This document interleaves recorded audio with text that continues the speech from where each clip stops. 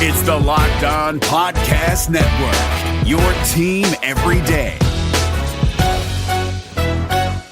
All the sports news you need every day in under 20 minutes. Follow Locked On today on the Odyssey app or wherever you get your podcasts. You are Locked On Pac-12, your daily podcast on the Pac-12 Conference. It's the Locked On Podcast Network, your team every day.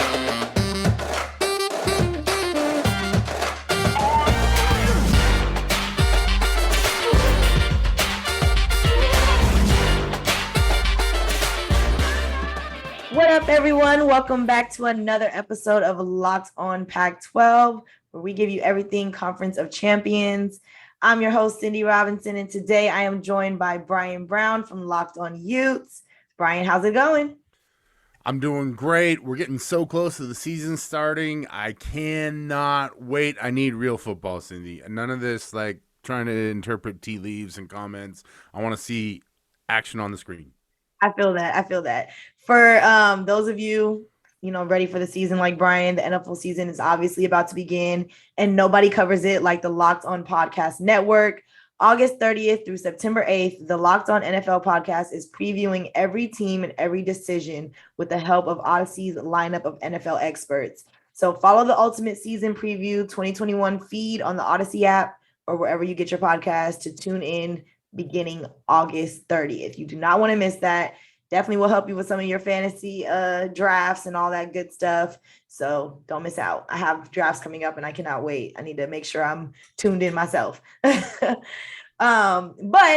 we're not doing fantasy in the college realm, but there's a lot to talk about because just like the NFL season is starting, the college football season is starting, and it's becoming more and more apparent with fall camps ending. A lot of teams finish their fall camps over the weekend, and now, they're getting ready for that opener coming up very, very, very soon. So, Brian, today we're going to talk about Utah to start things off, mainly because, you're the resident Utah expert here. You are the host of Locked On Utes along with Jake, but, on this show, it's all about you.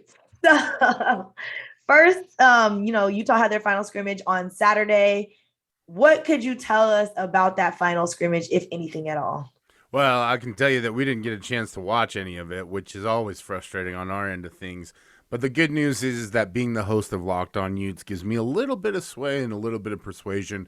I think more than anything, what Kyle Whittingham told us afterwards was that they were very careful about how they conducted this scrimmage, but the scrimmage also ran a little bit longer, so it's clear they were trying to get that last little bit of work in, making sure that everything is ready to go, which is completely on par with who Kyle Whittingham is, always in the details, always making sure that they feel confident about things. The biggest takeaway, I think, when we entered into camp, we thought that Charlie Brewer was going to be the hands-down starter without much contest, and now the starting quarterback job has been open throughout the entirety of camp. He's given us a date that they think they'll have a starter announced, but knowing Kyle Whittingham, if he doesn't want to announce it, then he won't announce it.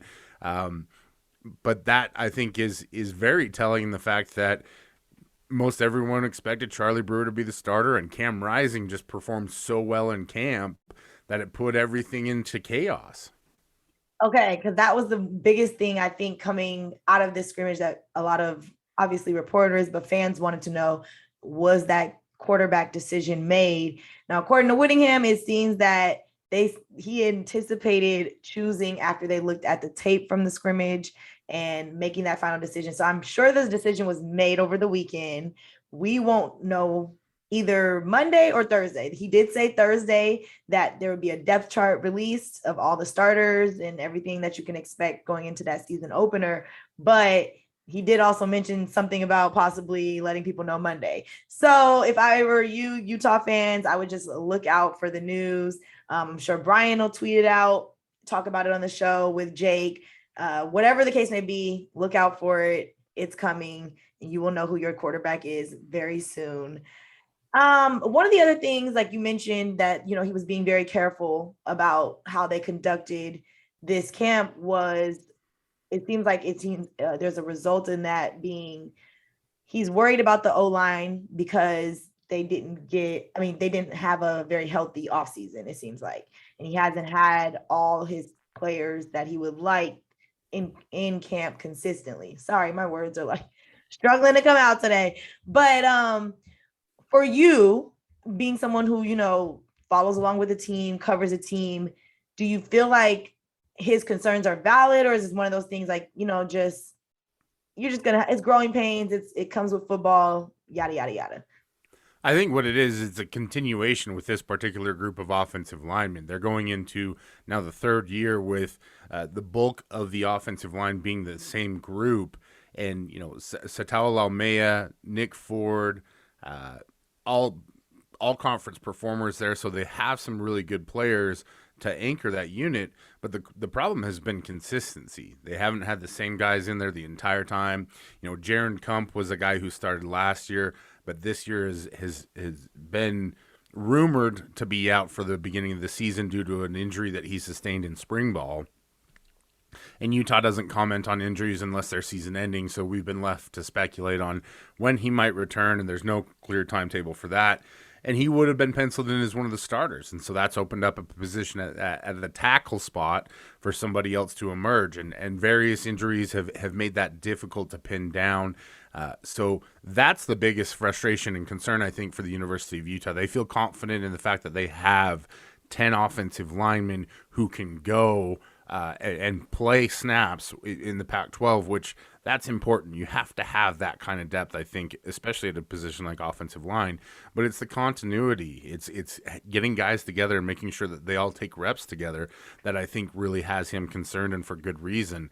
And that's a group that is, especially amongst Utah fans, maligned to say the least, because of the inability to protect the passer at certain points in the last few seasons. And so it's a group that the expectations are very high for, in terms of if the ceiling for this Utah team really is as high as everybody hopes and thinks that it could be, they really need to be successful. So for Whittingham to come out and say that publicly, he's very calculated in his comments. He's not somebody who's going to leave something out there in the public unless it's something that really matters to them. And the other part about it too that I always like to clarify, when coaches talk to the media, we all know who they're really talking to. They're talking to the players.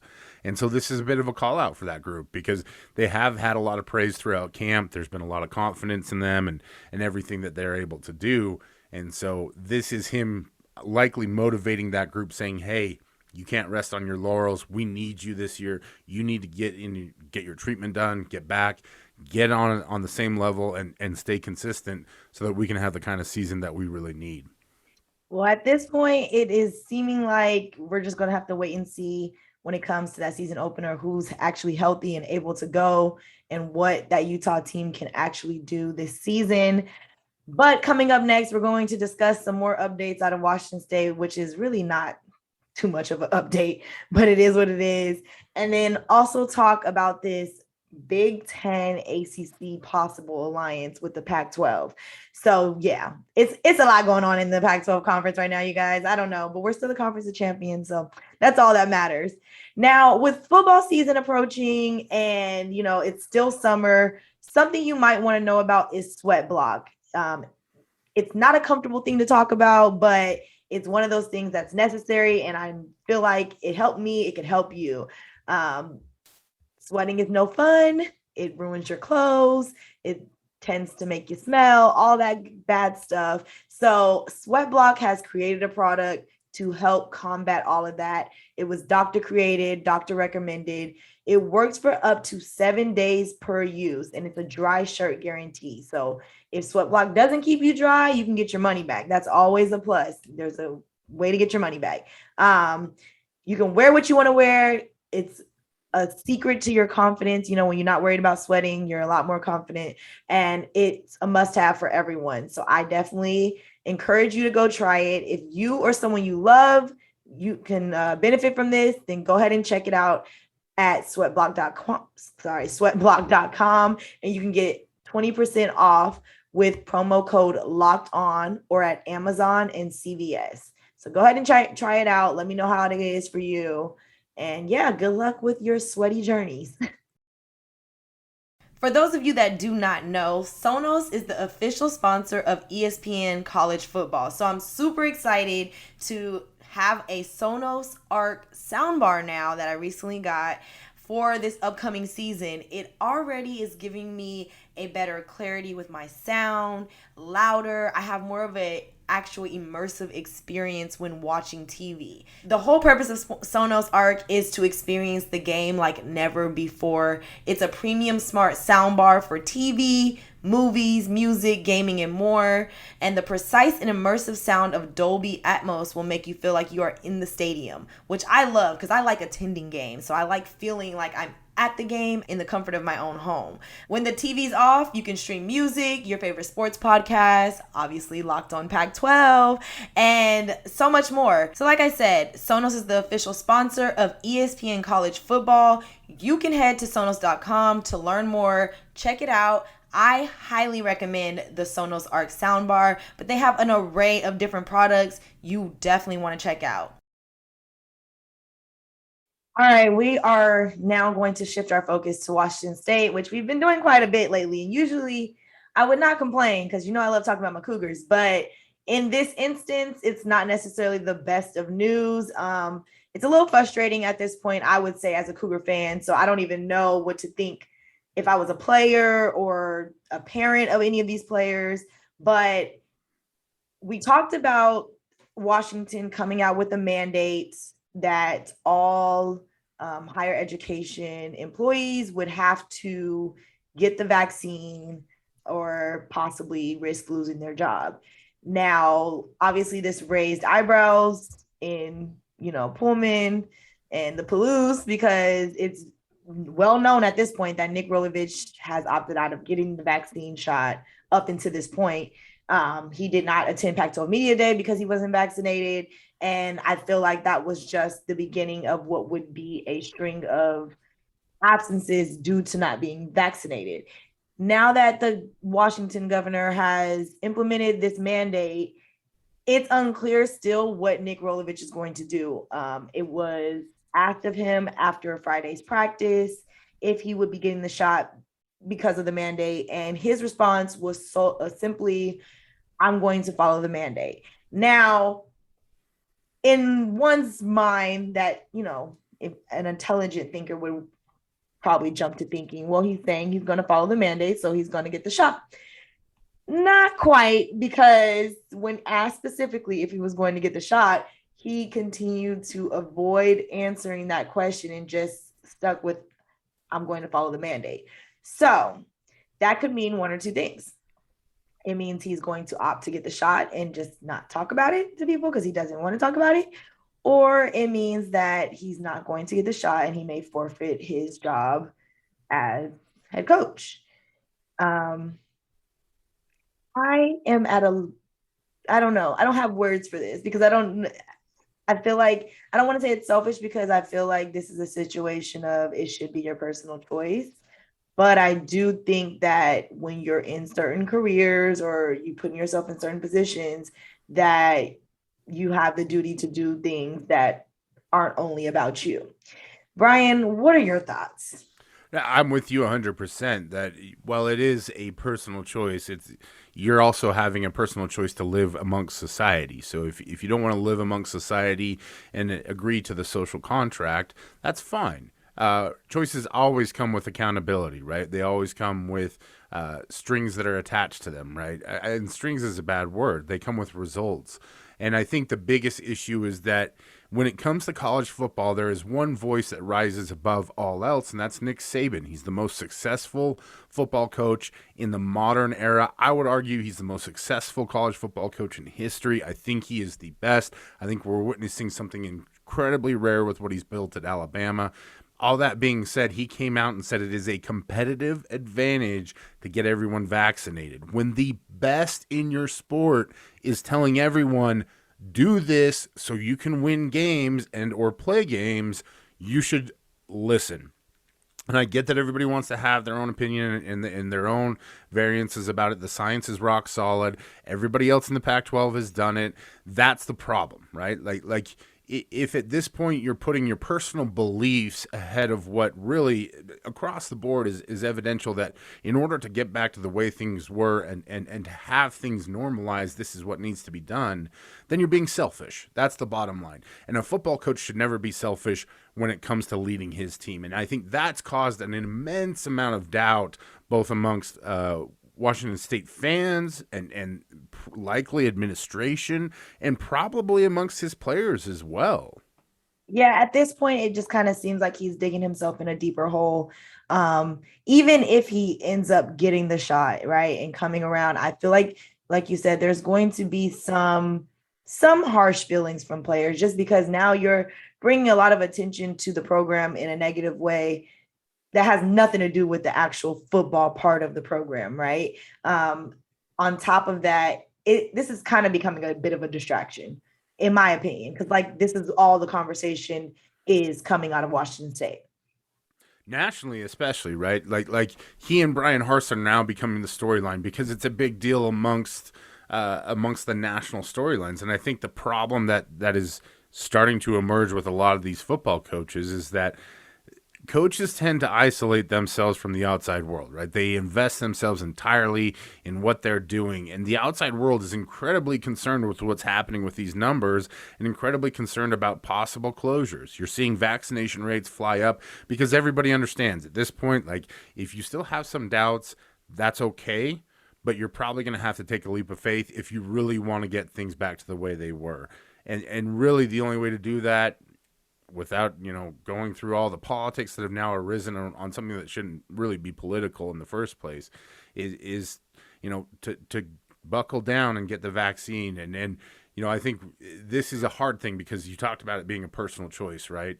And everybody has concerns and things like that. But, it's also a personal choice to get in a car every single day and wear a seatbelt and to not drive drunk and simple things that we really kind of deal with every day on a societal basis. And so it circles back around to where these guys are so insulating themselves from what's going on nationally that they don't realize how massive a distraction they're becoming by trying to put their personal choices above and beyond what's really becoming the expectation across the board. Yeah, but you're seeing it even outside of higher education, right? There are private companies that are starting to require this because there's not going to be a window anymore. And we saw it from the Pac-12 commissioner as well.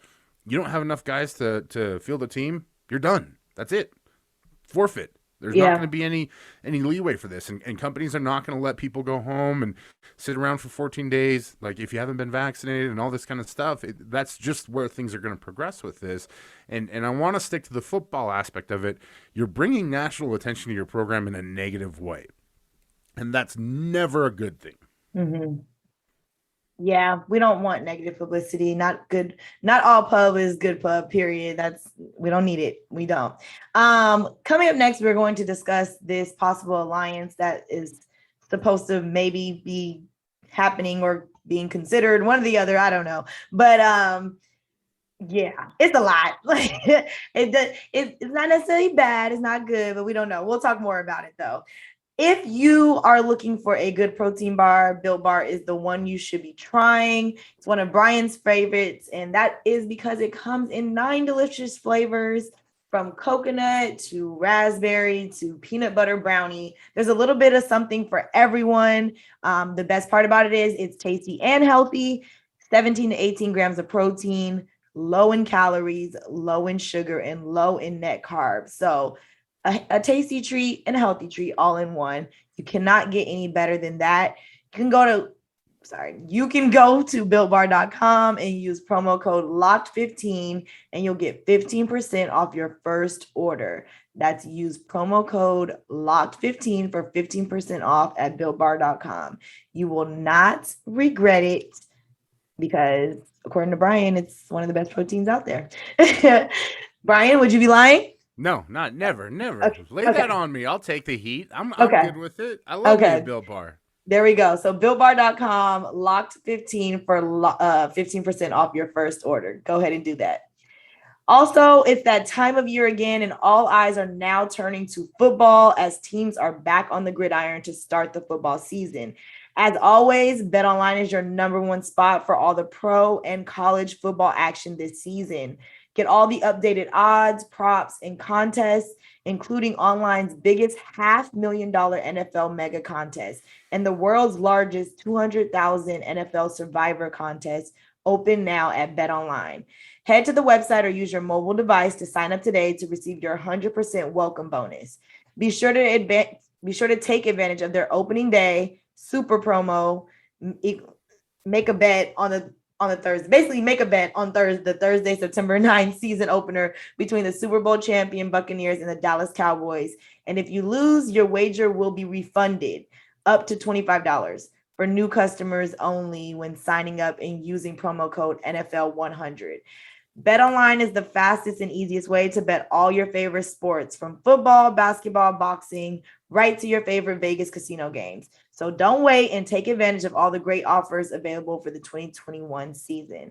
BetOnline is your online sportsbook expert, so make sure you use Locked On as the promo code. Now, from what I've been mentioning all episode, we can actually finally talk about, and that is the possible alliance of the Pac-12 with the Big Ten and the ACC. First and foremost, I think that is wild to even think about. I don't even know what that will look like. It sounds hectic for more than one reason, but initial thoughts upon hearing about a possible alliance. What were yours, Brian? I think it's a move that has to be made and a discussion that has to be had, simply because the SEC is trying to take over college football, and they want to eliminate everybody else from contention.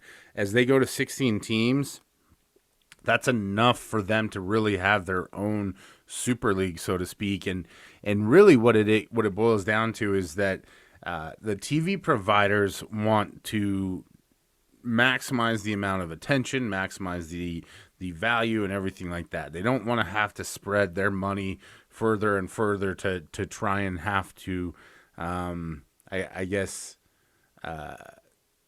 appease everyone, right? Like, and this is the other part about too, these kinds of conversations that fans, I think, sometimes struggle to grasp, is that it's never about the diehards, right? It's always about that, like, I guess, maybe not as dedicated middle, where there's that massive grouping. You know, we hear it all the time in the NBA that you want it to be LA versus New York, so that all those people who don't normally watch the NBA tune in. And I think really what these conferences have to do is they have to battle that narrative, and the best way to do it is with some sort of alliance, some sort of conjoinment, I guess is the word that I'm looking for. Adjoining. Yes, there we go. Like, we're gonna bust open the dictionary, the thesaurus here a little bit today. But I love it. I'm going to be honest. I love the idea of Utah getting a home and home with Wisconsin. You know, I love the idea of USC and Clemson playing, maybe at a neutral site game somewhere, right? Like, I love the idea of these conferences getting together and mixing things up and really telling the SEC, like, hey, you all think you're so special and important, and we get that there's a lot of good stuff going on down there, but we can do cool things too. So nah. And that's where I think this is really smart on the part of the conference commissioners to figure this out, to also give themselves, a package of leverage, because really what this all comes down to is as always, is the TV deals and the TV providers. And if you have some leverage to where maybe ESPN wants to pull the plug on their deal with the ACC, and you can go somewhere else, and we're seeing it more and more that streaming providers are getting into this game, you have an asset that you can say to other people and be like, hey, we're going to be way better than anything ESPN has. Come advertise with us. Come get on board with us. Come subscribe to this. And so now all of a sudden, the ESPN is caught in a trap, right? Where they thought they were so smart and they could just isolate this one thing and promote it all there and make all this money. And now all of a sudden they're like, darn. Yeah, I agree with you. A lot of it is about media rights. And George Kliavkoff, every time I say his name, I'm like, I hope I said it right. Pac-12 commissioner talked a little bit about, this possible alliance and what it is. I feel like he's still sticking with the same stance of I'm happy with the 12 schools we have. I'm not necessarily looking to add any specifically, but I am open to listening to the offers. And that's all for the sake of what is it going to make Pac-12 better or not? And I do truly believe that they're going to make that decision based off of that thought process. He said they've taken the initial meetings with everyone that's expressed interest, and they have a working group who are deciding together on what to recommend as far as, an actual decision. But there's no like hard deadline for them. He's not looking to make it happen tomorrow, or by the end of the season, nothing like that. He's more so looking to kind of quiet the noise in a sense of everything that's happening, and like the shift that Texas and Oklahoma moving to the SEC is kind of creating in the college football realm. So I think if anything, he's looking to bring that piece back to college football, and more so focusing on, the football side of things, and not like, well, who's a part of what conference and whatever the case may be. I'm definitely looking forward to seeing if more info comes out about the possible alliance and what that'll look like. As we get more info about it, we'll talk more about it on here. Definitely would like to link with the ACC and Big Ten hosts just to talk about it and their thoughts on all of this happening, and if the conferences joining would be beneficial to all three conferences, or is this something that, some people may just have to go along with because they don't have a choice and it not necessarily be the best option for them. That would be the kind of sucky part, because that means some students will be put in a position that may not benefit them otherwise, Yeah, and that's the unfortunate part about it. And I really love what Commissioner Klyavkov said in the article about how they wanted to kind of tamper the vibrations that were caused by Oklahoma and Texas. But what you pointed out is it's the athletes that always get overlooked in this. Always. And they're never getting a cut of anything, and all these discussions are happening really without their kind of input or anything like that. And I think both of us being former athletes, so we understand how frustrating that is. Number one, because you're the ones that are doing all the work. It's probably like a UPS driver when everybody starts complaining and you're like, man, I'm out here working. Like, I'm dropping these packages as fast as I can. That's where you feel like as an athlete is like we're doing our best to make these games fun and exciting. And really, like, it's not even that so much as it is these kids are out there working hard, and they are burdened with a lot. I think, because you're dealing with all the standard expectations of a college student in terms of doing well in classes and trying to get a degree and trying to build your future, and you're dealing with all these massively existential, seriously macro ideas and planning for your future, and that can get heavy at times. And then on top of that, you're trying to beat UCLA, right? Like that's not an easy task either, because they got good dudes over there, or if it's basketball, like they've got good shooters, or whatever the sport is. And so that's the part where we tend to just get this tunnel vision about, okay, it's about the money, it's about the conference. It should be about the players forever and always. And so is there something out there that we can do to make sure that the players get a piece of this along that way? And I think, Commissioner Klyavkov said that it's important that we take care of our fans and our players and have a really good experience for them as well. So he's got an understanding of why this alliance would benefit them as well. And so I think I've been impressed by him. I'll just put it out there. I was skeptical early, but I've been really impressed. And the more I hear people talk about him, in kind of the underneath conversations, the more I think that the right person is in charge at the right time. And thank goodness, because Uncle Larry would have left us in the ditch with some Pacific seafood and said, see you later. Oh my God.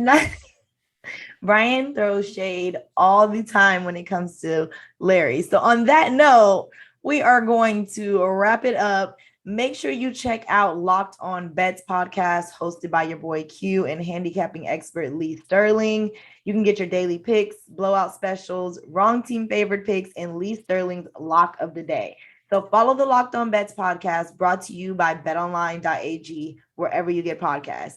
And then, as always, follow the Locked On Pac-12 and Locked On Utes podcast on the Odyssey app or wherever you get your podcasts. And follow along on Twitter at LO_Pac-12 _Cindy Robinson and at Brown Bear SLC. Other than that, make sure you stay locked on the Pac-12 on the Locked On Network. The two top teams in baseball battle it out for 10 in a row. Here's what our local experts are locked on today. The New York Yankees won their 10th straight game, knocking off the red-hot Atlanta Braves 5-1 on Monday. The Yankees are still second to the Rays in the AL East, but for how long? Subscribe to Locked On Yankees on YouTube today to get Stacey Gotsulias' take on one of the most competitive division races in the MLB. New England Patriots quarterback Cam Newton will miss at least 3 days of practice after traveling to a team-approved, out-of-town medical appointment due to what the team is calling a, quote, misunderstanding about tests conducted away from NFL facilities. Could this open the door for rookie quarterback Mac Jones to get the starting job on Week 1? Listen to the Locked On Patriots podcast today to find out. On Locked On NHL, they are ranking the top 50 players heading into the NHL's 2021-2022 season. Subscribe to Locked On NHL on YouTube to watch or wherever you get podcasts to listen. Local experts on the biggest stories, it's the Locked On Podcast Network, your team every day. I'm Sosa Cremenges, your host of the Locked On Rams podcast, a daily podcast covering your favorite team. If you're looking for the best data-driven analysis, X's and O's breakdowns, roster management talk, free agency rumors, and everything in between, come hang out with me daily as we break down your Los Angeles Rams in depth 5 days a week. Listen to the Locked On Rams podcast every day on the Odyssey app or wherever you get your podcasts.